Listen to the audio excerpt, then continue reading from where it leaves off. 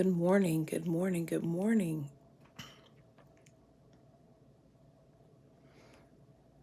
Good morning, good morning, good morning. He has risen. Good morning, good morning, good morning. Good morning, good morning, good morning, good morning. Good morning, good morning. Good morning, good morning.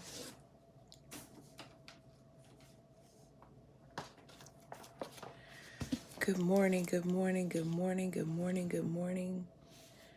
Good morning.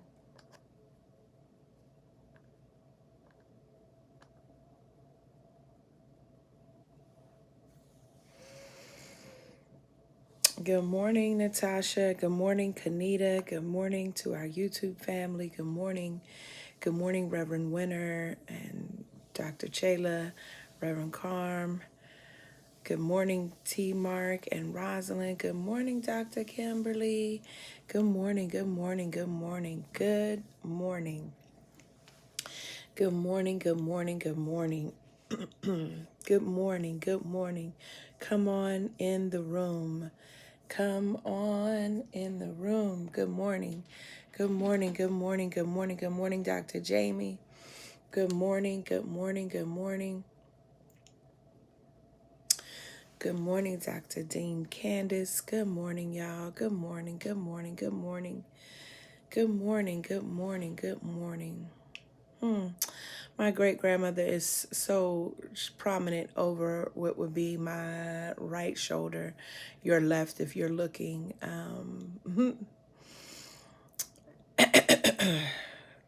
Hey, little ma, that's what we call her.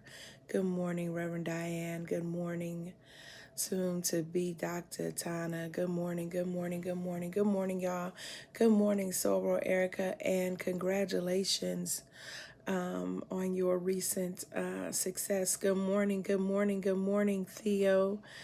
Just saw my name on Heather's post and stopped by to say hello. Well, hello. How are you? How are you? Good morning to the Reverend Dr. David Anderson Hooker, Esquire. Ashe. Good morning, Donna Otis. Good morning, Coach Sherry. Good morning, good morning, good morning. Good morning, good morning. I just want to say good morning right now, and a good morning it is. Good morning, good morning. Chantal, good morning. Good morning. It's good to see your name. Good morning. Good morning, Baranda and Reggie Williams. Good morning. Good morning. Good morning. Good morning. In the spirit of Resurrection Sunday, I want to begin. Just give me a second. Give me a second. Good morning. Come on in the room. Come on in the room. Oh, you know what? I don't even have to do that. Good morning, y'all. Good morning. Good morning. Come on. Hey, Dana. COVID got you? Oh, no. We're glad you're here. Dr. Anne Marie. Good morning, Margaretta. Good morning. Good morning. Good morning to the community. Listen, I want to start with an important request. And so for those of you for whom this is your first time, welcome. Welcome to this side of the internet. Welcome to the Pink Robe Chronicles. I am the Reverend Dr. Melva L. Sampson. I am the curator, the digital griot of this great spiritual gathering, this digital hush harbor, this community where we have an opportunity to engage, to talk back to the text, to be present with one another. It is indeed a brave space, a non-traditional space, a space where we have the freedom and are liberated enough to wrestle, to ask questions, where we do not see wrestling as a kind of Afro-pessimistic endeavor, as if we are trying to snatch the joy from Black folk, but we understand the critical nature of our state of being, and we understand how critical it is for us to do two things at once, Ashe, and that it is absolutely important for us to take seriously and to look with deep and great intent at what is happening to us. And so, as this is an opportunity, the moment of resurrection, I was going to say Black resurrection, but shout out to Cleve Tinsley because that's probably why it's on my mind. Shout out to you, Dr. Cleve Tinsley, Assistant Professor of History and African American Studies at my alma mater, the Virginia Union University, who on his Facebook timeline this morning said, "Happy Black Resurrection Sunday." And so that's probably why it is so deeply present on my mind. I want to jump right in and begin just reflecting. I believe that I typed reimagine, reinterpret, and reclaim. Easter is one of certainly Easter is the Easter Vigil is for the entire church, Ashe, for the entire church, the West, the East, the entire church, all of those who are followers of Jesus are acknowledging this symbolic day as the day that Jesus wins over the death that the empire imposed upon him. We can all agree on that, Ashe. I want to hang around though today and talk. All are welcome in this space. We invite you to be present, but you should know that I center my own social location as an African American woman who has been born into and raised into and has served and serves the African American church.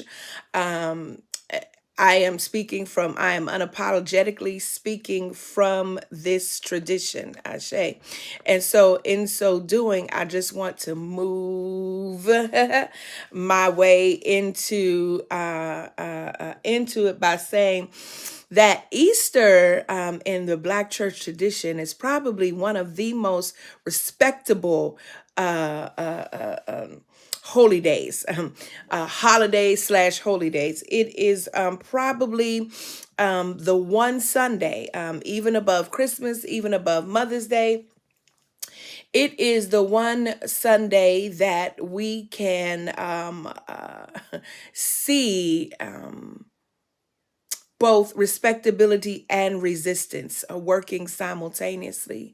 And what do I mean by that? I mean by that, hey Dasha, I mean by that on Easter Sunday, the pride of Easter Sunday, probably I imagine beginning around the late 19th century, early 20th century, which is where historian Evelyn Brooks Higginbotham begins to chart what she identifies as our respectability politics.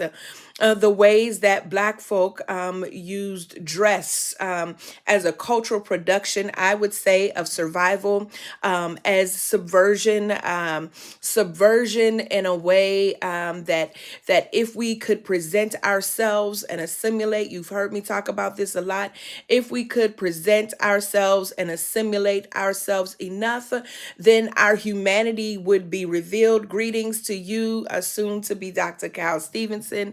That if we could present ourselves in a fashion where white folk and whiteness, if you will, where white supremacy we would force them into acknowledging our humanity because they would be able to see no difference in us. And so as a result, that way of those who were coming from the South up through the North were not only invited, but in order to fit in, were demanded by the Black community that had already formed there to present themselves in a particular way. And many of us, as a result of that, many of us are recipients of that presentation. And so that kind of respectable presentation on an Easter Sunday comes in the form of our clothes, what we wear, and how we show up. And for Black girls, that meant that we had to tame our unruly hair. It had to be pressed to look more manageable. We had two sets of clothes, and church clothes never were to mix with your everyday clothes, because there was something high and holy and set apart, right? So it is both the respectability of sort of that we have been socialized into, and that many of us carry on today. You give your best to God, Ashe. But the resistance is also, I'm thinking here about the work of Dr. Anthony Penn in his text, Triumph and Terror, this idea of a hermeneutic of style, which is the resistance that rejects this psychosocial way of knowing and being of anything that would impose itself in this hermeneutic of style. This hermeneutic, meaning interpretation of style, is most visible in the way folk use dress to offer to acknowledge and affirm their humanity. So he uses, for example, the Nation of Islam, Ashe, the Nation of Islam, who the NOI, excuse me, the FOI, the fruit of Islam, those who guard and secure the nation, their pristine bow ties and their pressed suits and their kufis. He also uses the ways in which folk use Black church mothers and church folk would come to church wearing their Sunday's best. So Easter Sunday, this particular day for Black folk, has always been one for me about respectability and resistance. And as such, it is on this Sunday that many in the Black church tradition they'll tell you if you are a Black preacher, that this is not the Sunday, honey, for you to be playing, doing anything extra. All they want you to do is to tell the story. That is how highly respectable. They just want you to tell the story. You've been seeing that, I imagine, for some of you on certain sides of the internet. You've been seeing all weekend, just tell the story. I've even said it, just retell the story. And so we then enter into the story, many of us who are familiar with this text, and for those of you who are not, we will recreate in the best, Ashe. You creasing those Easter pants as we speak, Ashe. And hear me, I'm not against Easter. Get your Easter suit, your Sunday best, not against it at all. I see it as, again, a type of Black cultural production that we engage in, that we create, that is a part of who we are, Ashe. But just follow me for a moment. Follow me as you crease your Easter pants as you speak. The story, again, is one of familiarity. We started the story on last Sunday, where Jesus, this working class being from a poor neighborhood, from parents of low status within the Jewish tradition under the rule of empire. This being, who I imagine has known since he was a child that there was something different about him. This being who knew, who was able to see, even at an early age, around 13 or so, when his parents were making a Passover, that he stayed back in order to sit and hear, and ended up teaching in the synagogue. So from an early age, we see that there is something different about this Jesus, all the way through, as he comes into his public ministry, as he goes into the wilderness, as he comes out of the wilderness, and he then is identified by John the Baptist, is baptized, to which the text says that the sky opens and a dove flies out, and that the Spirit says, "This is my beloved Son in whom I am well pleased." And then we read about Jesus, this hoodoo Jesus.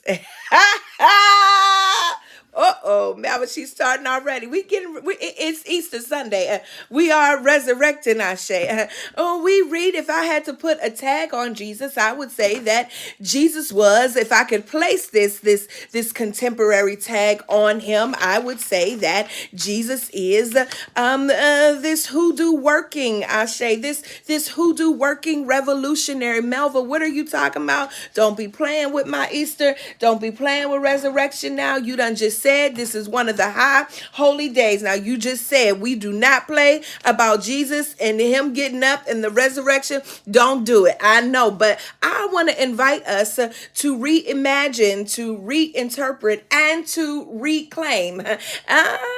My goodness, which is a form of respect. Yes, reimagining, reinterpreting, and reclaiming is a form of respecting part of a veiled history that we've not engaged.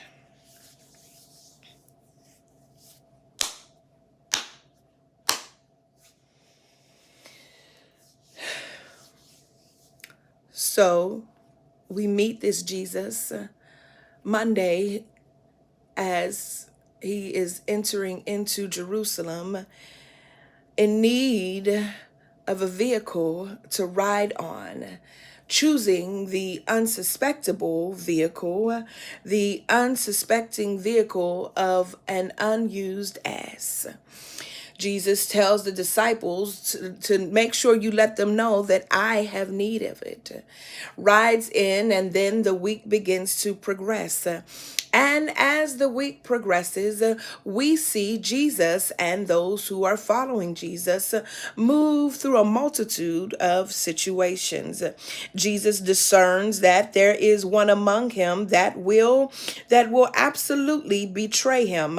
He's almost stopped short of saying who it is, but I would believe that he knew who it was, right?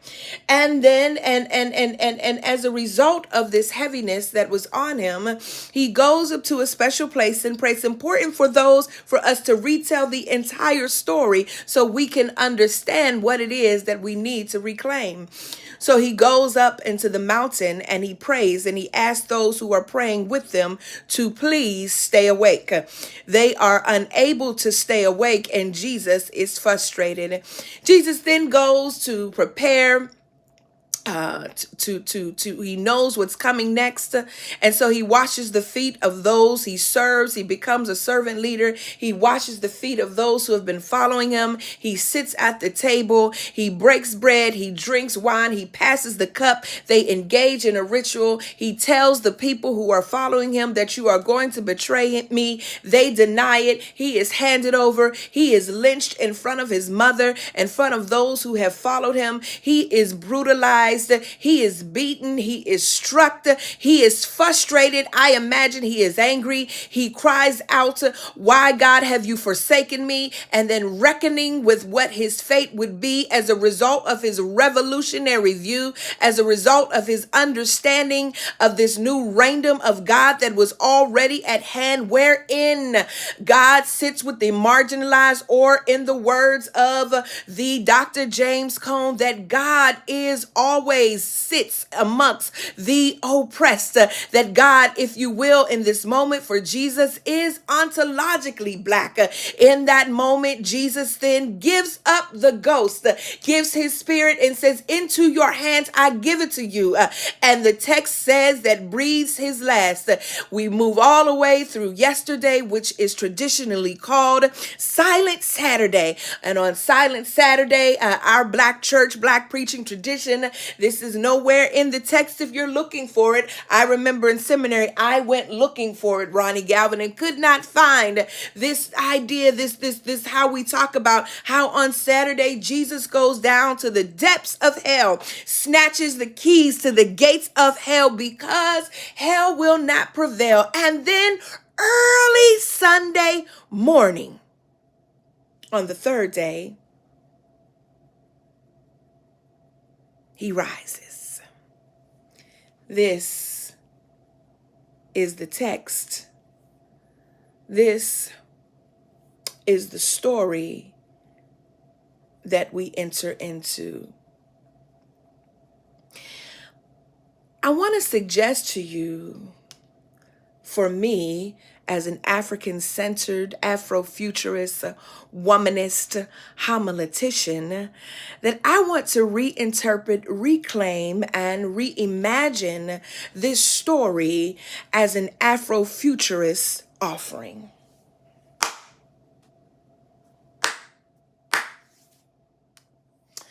Woo! Are y'all with me?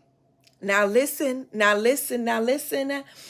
I have not come against, I have not invited, I have not said what was real or not real.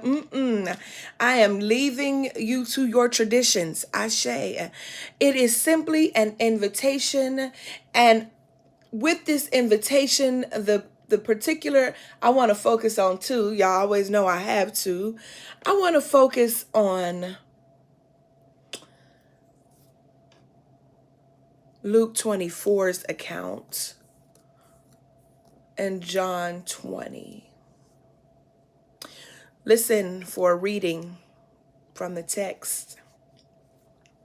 And on the first day of the week, very early in the morning, the women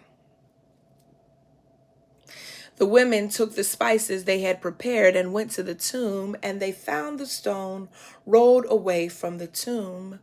But when they entered, they did not find the body of the Lord Jesus. And while they were wondering about this, suddenly 2 men in clothes that gleamed like lightning stood beside them. In their fright, the women bowed down with their faces to the ground, but the men said to them, "Why do you look for the living among the dead? He is not here. He has risen. Remember how he told you while he was still with you in Galilee, the Son of Man must be delivered over to the hands of sinners, be crucified, and on the third day be raised again." And then they remembered his words. And when they came back from the tomb, they told all these things to the 11 and to all the others. It was Mary Magdalene, it was Joanna, and it was Mary, the mother of James, and the others with them, who told this to the apostles. But they, the apostles, did not believe the women because their words seemed like nonsense. Why do you look for the living amongst the dead? That indeed is the word. The National Museum, the Smithsonian National Museum for African American History and Culture, has recently unveiled its exhibit on Afrofuturism. And while I have not had an opportunity to visit physically, I have been moving all around on that internet site, seeing what I can see until I am able to make my way up to Washington, D.C. Shout out to all of the folk who have participated in gathering and erecting that collection. The curator of the collection identifies or defines Afrofuturism as such: that Afrofuturism expressions notions of identity, agency, and freedom through art, through creative works, and activism. That an Afrofuturist lens reimagines, reinterprets, and reclaims the past and the present for a more empowering future for African Americans. I'm going to read it again. That an Afrofuturist lens, or Afrofuturism, reimagines, reinterprets, and reclaims the past and the present for a more empowering future for African Americans. That Afrofuturism expresses notions of identity, agency, and freedom through art, through creative works, and through activism. Well, to this morning, I want to suggest that what the women are doing is activism. I also want to suggest that our retelling this oracular imagination religion is an art form. Ashe. So that indeed, not only is am I suggesting that this very text itself is a futuring kind of text, but that the lens that we are engaging in is an Afrocentric, Afrofuturist, and womanist interpretive lens.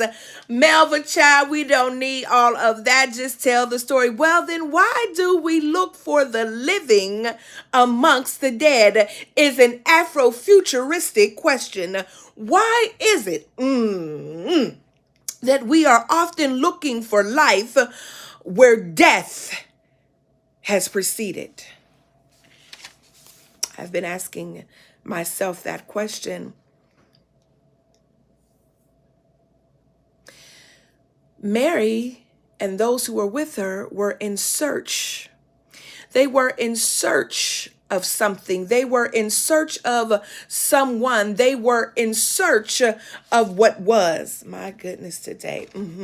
Yeah. They were coming to perform their rituals, but they were in search of something that they had only recently seen that was snatched away from them, and them coming to take care of the body was an opportunity for them, if you will, to retrieve, kind of, sort of, to retain, if you will, this presence. They were in search of what once was living, but the beings in front of them say, but how can you be looking for the living amongst what is dead? Well, what was it that was dead? Because nobody else was in the cemetery.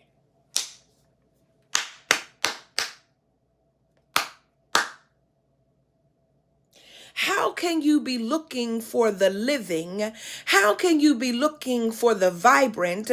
How can you be looking for the livelihood in the midst, in the place of a system that has killed it and that desires to continue to kill you?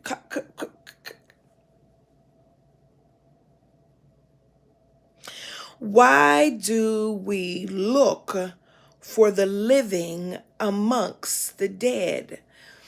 So they get there and the body is not there. Shout out to my former professor, Dr. Tom Frank, a colleague and friend, who on Saturday wrote a phenomenal post talking about resurrection. I have read many over the last day or two, of which a few of them I will cite, and Tom Franks being one of them. Tom said, listen, I really don't believe in the resurrection. He called it Saturday heresy. That's not where I am. He said all of these atonement theories, substitution theories, he said all of these are just that.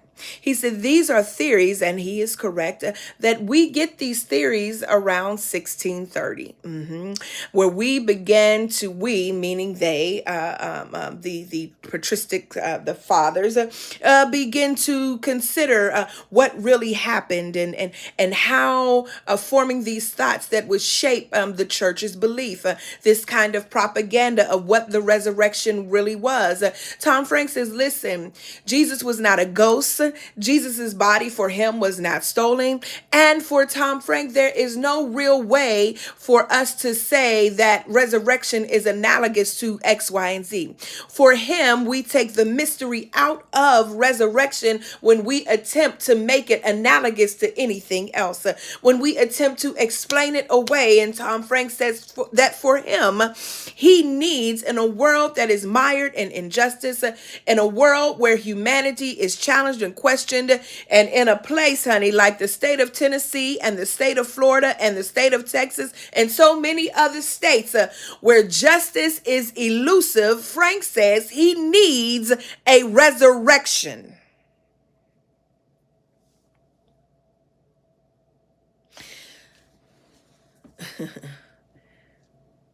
Similarly, I can never really say that word.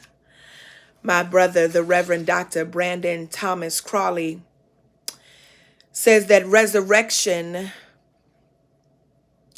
is beyond the physical. Just slow walk this with me. In our reinterpreting and reimagining, we have to give it time to unfold, Ashe. We want to rush to get up, but you can't get up when you don't know what you're getting up from, Ashe. Dr. Brandon says that resurrection is a mindset, that it is beyond the physical, and that's why I'm going to put a little comma right there before I even get into you on that's why. This invitation for us to see something different.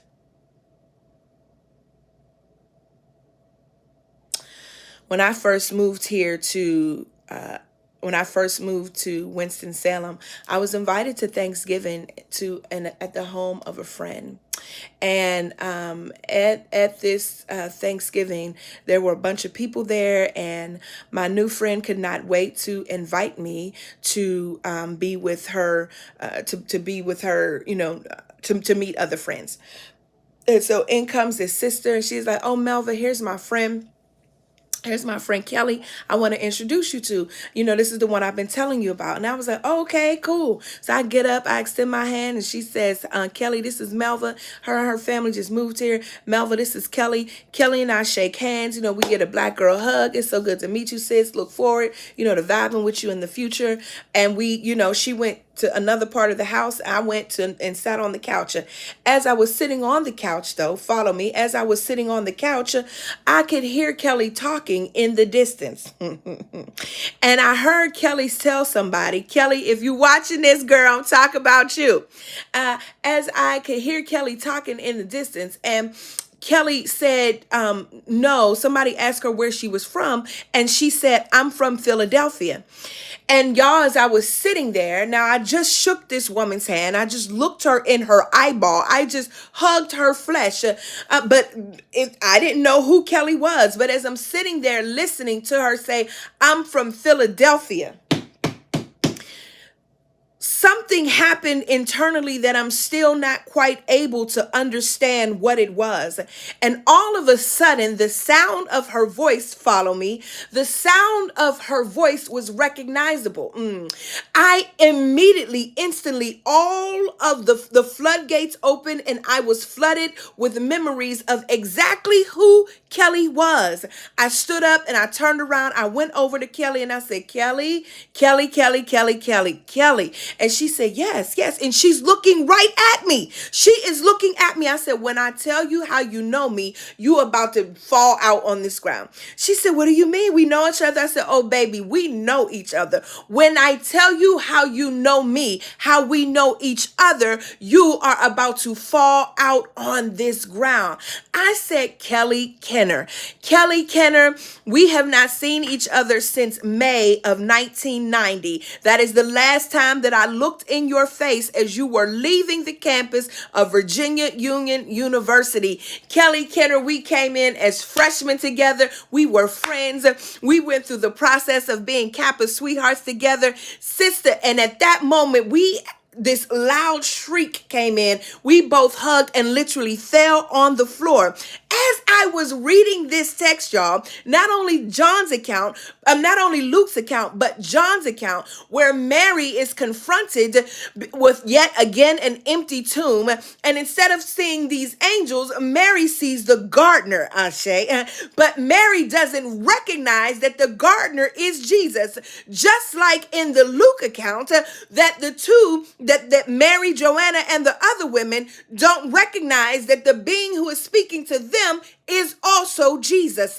What does this mean? It simply means for me that the resurrection is not totally about our body, about this flesh, about the mass of flesh. And this is why that in these texts, in these accounts, the recognition of who Jesus is does not come as a result of what they see in front of them, but comes as a result of the sound of Jesus is genuine, that taps them and that opens up their memory, that enables them to reclaim the very being that they were in search of. Friend, friend, friend, friend, friend. I am telling you, when I saw Kelly for the longest, even still today, I am wondering, what was it that I could not look directly? I'm looking. Why did I not know who she was in the beginning? What was it about me that Kelly couldn't see? What was it? What kind of block was in between us?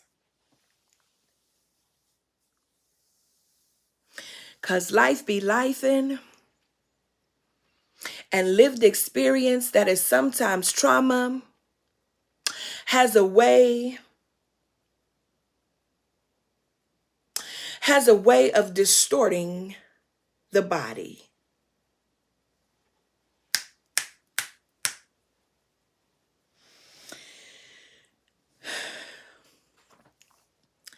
Mamie Till was so overwhelmed with the distortion. For those you looking to shout because he got up. Amen. Just sit tight. Mamie Till was so overwhelmed at the distortion of her son's body that in one account I read that what kept her was her remembering the conversation she had, the last conversation she'd had with her son. Come on, come on, come on, come on, come on, come on, come on. The sound.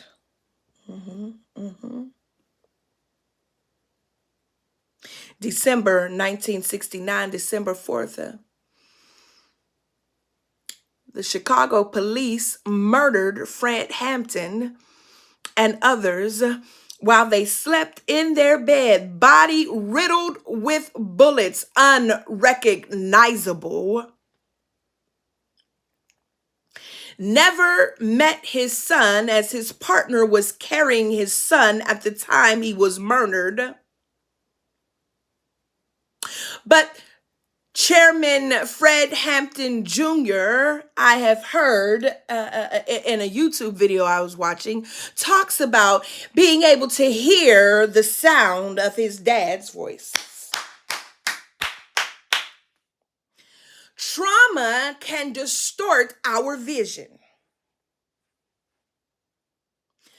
Trauma can blur our vision so much so that we are unable to recognize what is and who is in front of us. And so the angel says, why do you look for the living amongst the dead? And you know what the answer is? Because she couldn't see. Because she did not have the sight yet to see.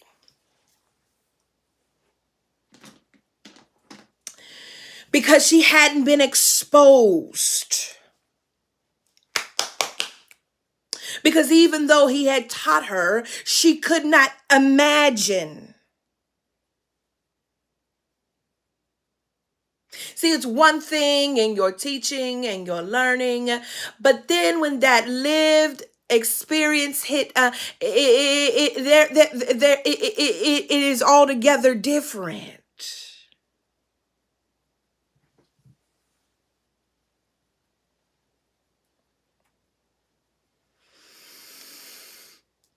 She was looking for the living amongst the dead because the grief had overtaken her. And the last she knew, this is where the body was laid. She was coming to do the work. And I guess if I can deal with the time situation here, if I can back this story up a little bit with this lens, Ronnie G, if I can back this up to a kind of Sankofa time wheel, where we understand that time is circular and not linear, if I can back it up to see that who came before Mary. So some of us will say, well, God came before. But what woman came to perform the hoodoo and rituals before Mary? Now, here we go. Are we ready? Are we ready? Yeah. Yes, Miranda. Respectability and resistance, that two things are true. So we go back to Brandon Crawley's understanding that resurrection is then a mindset. It is beyond the physical, and that is why that either one of them could not recognize Jesus when he showed up. That is why often we are looking for the living, like I just said, amongst the dead, while we cannot see that the very things that we are searching for have always been in before us, have been in plain sight. Let me offer us exhibit number 1.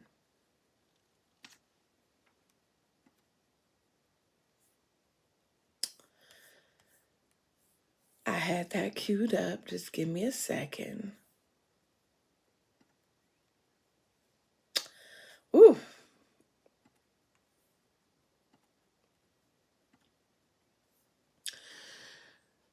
Let me offer us this exhibit number 1. You really should not be preaching in silos. We should break that kind. It's very individualistic, and it is, it's not even, it's not a good practice. It's not. Preaching is a communal practice. It is for the people. It should be by the people together. And so shout out to my group chats, to the group chats where we get to kind of workshop and think through, group think, if you will, these notions. And so in one of my group chats on yesterday, our soul trust began to consider and began to reimagine, to reinterpret, and to rethink. And in the text, one of them shared the text, the Jesus mysteries. And here's why I want to tell, like, we don't know what we don't know, Ashe, even when it's right here in our history. That resurrection for us, at least this mindset, this interpretation, is not white man stuff. For those who say that's the white man religion, what are y'all talking about? This is not white folk stuff. Let me help you out. In the text, the Jesus mysteries on page 20 and 22, listen to what it says. 5 centuries before the birth of Christ. 5 centuries before the birth of Christ, the Greek historian Herodotus, known as the father of history, discovered this when he traveled to Egypt, that on the shores of a sacred lake in the Nile Delta in Egypt, he witnessed an enormous festival held every year in which the Egyptians are Africans, okay, in which the Egyptians performed a dramatic spectacle before tens of thousands of men and women, representing the death and resurrection of Osiris. Herodotus was an initiate into the Greek mysteries and recognized that what he calls, quote, the passion of Osiris was the very same drama that initiates saw enacted before them at Eleusis at the Passion of Dionysus, who is the Greek god. The Egyptian myth of Osiris, then, is the primal myth of the mystery God man and reaches back to prehistory. His story, Osiris, is so ancient that it can be found in pyramid texts written over 4,500 years ago.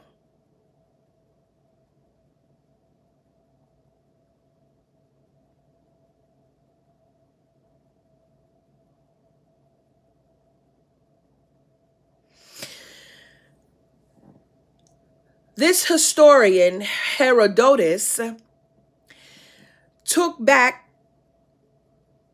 to the Greeks everything he had learned during his 20 years stay in Egypt. And this text goes on. We don't have time. Maybe I'll read some of it in the clearing, but this text goes on to say that this mystery God being was present throughout many different ethnicities and many folk, many communities, that it was only at the onset of Christianity where folk were made to believe in only one God mystery man, that being Jesus, but the idea of resurrection predates history, prehistory, it says, and that it is the notion not just this physical, but to resurrect bodily, to resurrect spiritually, and to be resurrected, to be lifted again mentally, emotionally, and intellectually, is not the project only of this evangelical white supremacist Christianity, but this understanding can be traced back to Egypt, where the Greek historian takes the storytelling and the understanding, where my good friend Stephen Lewis would say the first Easter vigil takes place. Of course, not called Easter, but the first vigil. And so, friends, if this is indeed true, let me ask you a question.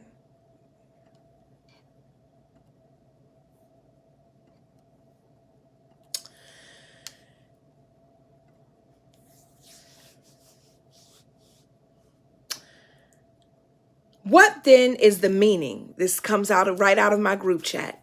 What then is the meaning of Easter for the plight of enslaved African descendants here in the U.S.?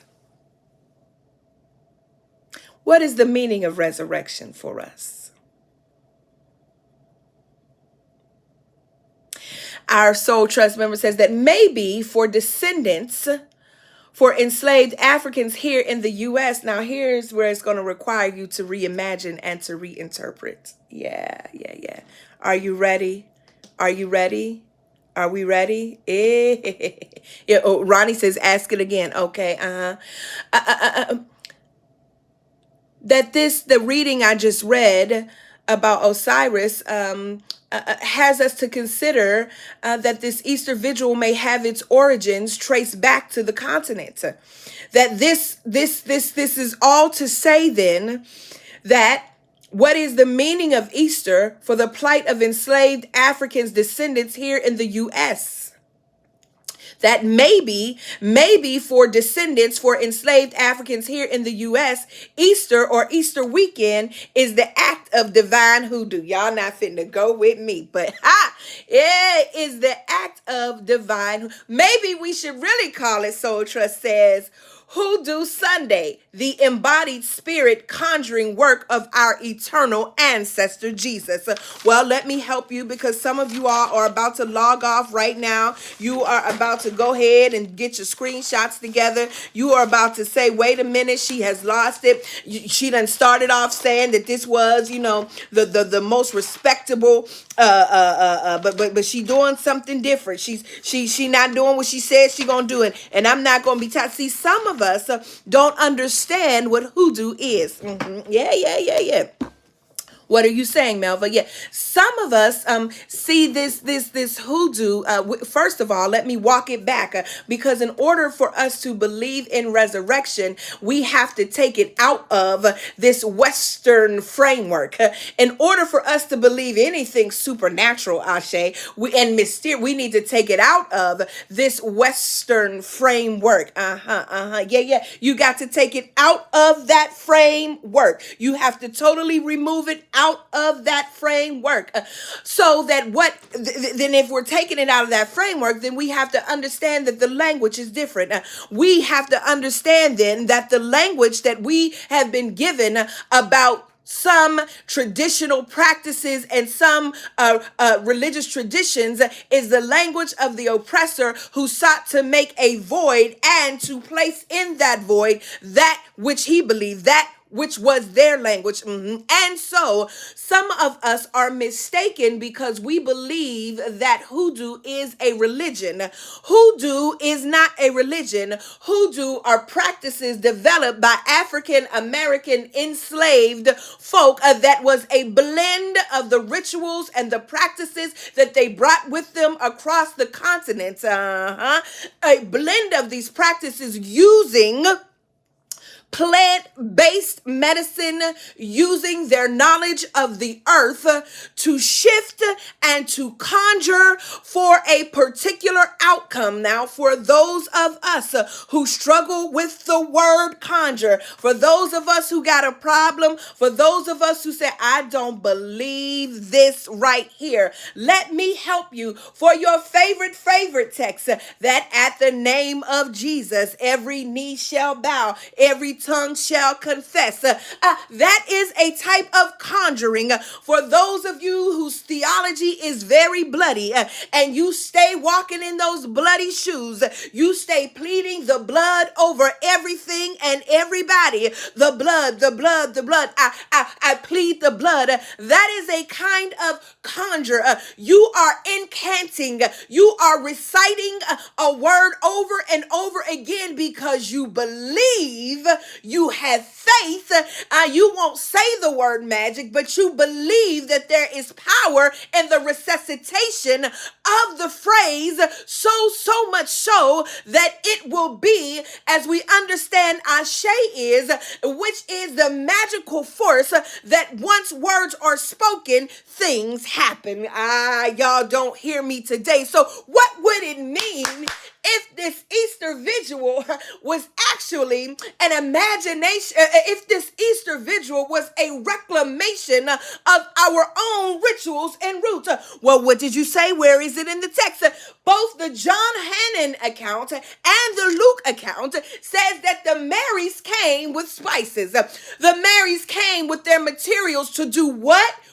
To do the burial rituals. They came to make sure that the body had what the body needed so that it could move into the spiritual realm as it was supposed to be. Then the text goes on to say, as we just said, why do you look for the living amongst the dead? Because even the Marys, even they had to be activated to not forget what they came to do, to know that the assignment still needed to be on task. But while they were looking for masses of flesh, they looked over the sound, while they were listening and recognizing the sound of Jesus's voice, they had looked over the mass of flesh, which was their own. Oh my goodness, today.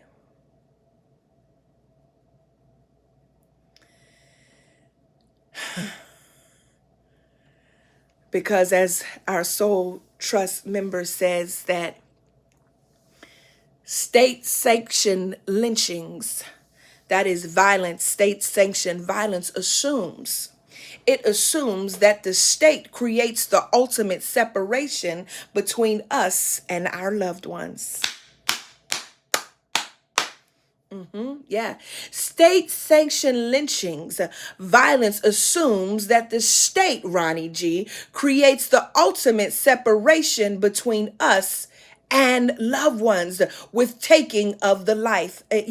So what the empire thought was that it had separated Jesus from Jesus's followers.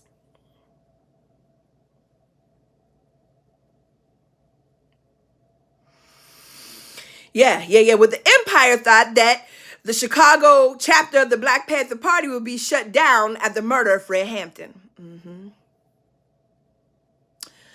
With the people who murdered Emmett Till thought that his mother would no way, no how have an open casket funeral because of what they did to her son. There is an assumption that there is a separation between us and our loved ones. Yeah, my God. But our Soul Trust member says, but the divine and our practice, our conjuring tells us otherwise. That in spite of violence that might cut our loved one's life short, through this practice, Yahoo doers, we hear and we can listen and access the voice and the wisdom of our loved ones and our ancestors absent of their physical body. That sometimes after after death through rituals and ritual specialists of our loved ones, we receive access. The Marys were receiving access. And they attempted to take this access over to the fellas. But the fellas did not believe in them and thought that what they were saying was nonsense. And so they had to go see for themselves, only to find an empty tomb. This is kind of, it's not going to be tied up in a pretty knot because it's after our time and we need to go. But let me share one more thought out of our group think. Yes, Natasha, this is who doing. Let me share one more.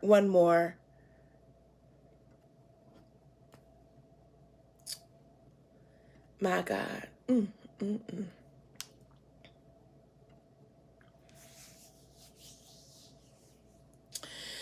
That in African traditional religions, the practice of spirit possession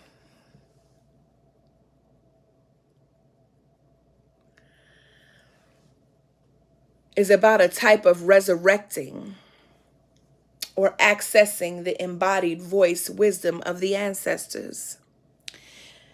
Now, y'all won't call it spirit possession because, again, the West and supremacy and evangelical missionizing has told you, has socialized you to be suspicious of words like that.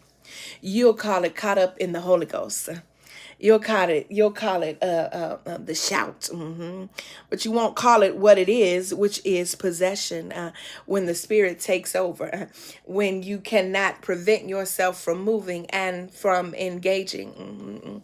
That the practice of this shout, if you will, is a kind of resurrecting. So all over, right? The Black church dundum. Well, not all over. Well, we won't say that. We won't make it a monolith. But in many spaces today, possibly just in a few hours, folk gonna be shouting all over the sanctuary, and they're gonna be saying, "He got up, so I could get up too. He rose," and the preacher's gonna be sweating and ran him back, and the organist is gonna be hitting that B flat, E flat, and they're gonna be shouting and moving all around, running up and down, because what could have killed them, what should have killed them, what did kill them, now they are resuscitated. They have life. I want to suggest to you today that even in that moment, that type of is a type of possession wherein they are resurrecting. That what resurrecting really is, come on, Afrofuturists, Jesus is asking the question, why are you looking for the living amongst the dead? This Afrofuturist question where he is accessing, he is inviting her to reimagine, to reclaim this position that resurrecting here actually means accessing the embodied voice or wisdom, which is why she is able to hear him and not see him.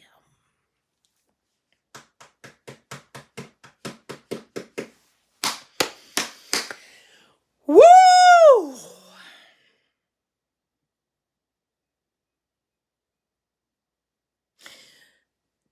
And you know where our joy is?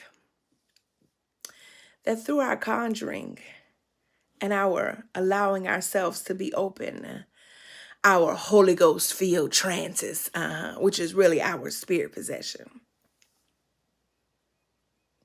Through this practice, through this divining, that we continue to have access. We continue to hear Jesus's voice.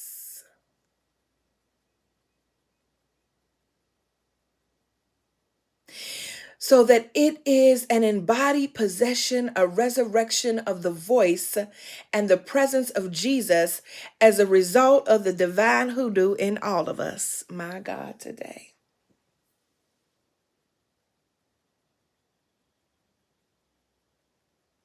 He is not here. He is risen. And because of such, it cements that one sentence that he is not here, he is risen, cements our access to our ancestor, Jesus. It cements to us that we do not have to lament because the body is not here. That through our own connection to the earth, through our own ancestral, through our own witness and our ability to call forth, through our own incantations, we can tap in to the ancestral wisdom. We can listen, we can wait, we can hear, we can continue to follow. Because yes, indeed, in practical terms, for those of you who are saying, but Melva, listen, I've been catching hell and I'm in hell and can't get to the high water. I need to know that this can come up off of me. And what I'm saying to you is that all you need to do, not all you need to do, but one of the things that you have access to do is to look inside yourself, is to recall and to listen to the direction that the ancestors, of which Jesus is one, is providing for us. That there is no quick fix to this. That even after recognizing Jesus's voice, even after first hearing the voice and then being able to see the body, they weren't able to touch the body, but they were still in danger. They were still in danger. Why were they in danger? Because the empire sought to wipe them out.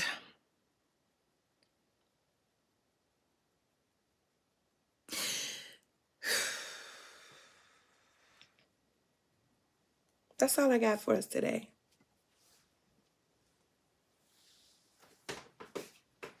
Yeah. Yeah, y'all want to talk about it? If you want to talk about it, I want to invite you over to the clearing, which is a closed Zoom. Ashe. If you want to talk about it more, if you want to flesh this out just a little bit more, if you're saying, hold on, Melva, wait a minute. Now, wait 1 minute. If you want to go a little bit more in depth, if you want to talk back to the text, I'm putting the link here. And before you go, in this spirit of resurrection, Ashe, in this spirit of resurrection, I have a request.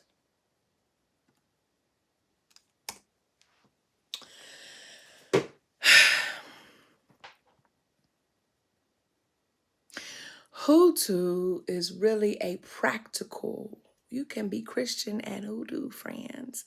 Your grandmama was. That's how you know about a Circe leaf tea. That's how she know how to make a salve to break your fever and to heal your cuts. That's how my great aunt was a fire talker. Listen, it has always been a part of who we are, but people fear what they don't know. And when they fear what they don't know, they desire to create voids and again fill it with what they believe they know. Yeah. But part of our work is very practical. And so I am asking today, yes, I'm going to end this with an ask, Ashe. We have a community member who is absolutely in need, 1000% in need. A very present community member who gives whenever there is a call to give. This community member gives. This community member is in a way and needs our assistance. And so let's live like resurrected people. Let the Spirit possess us, not in an otherworldly form, but in a form that is practical, wherein we can perform cooperative work, cooperative economics, and collective work and responsibility. Let us be able to manipulate, to use currency to shift, right? To shift the presence, to shift the circumstances of our neighbor who needs us right now. I'm going to put up ways that you can do that. We do not use Cash App here at Pink Robe Chronicles. I apologize I don't apologize that that's an inconvenience because it's my politic and there's a reason why I don't use Cash App. Ashe. We use this. We use PayPal. If you have PayPal, we invite you to give, and that's that way. Ashe. If you do not use PayPal, but you use Venmo, we invite you to use this way. And if you are a Zelle person, we invite you to use the email address drmelvasampson@gmail.com. Dr. Melva Sampson, I'm going to put the Zelle link over here in YouTube. Because listen, some of you all come here every week. You are here every week, Ashe. Your life is being shifted and changed. Your outlook is being enhanced. You are recalling, reclaiming, reinterpreting. And then you go to your church houses. Yeah.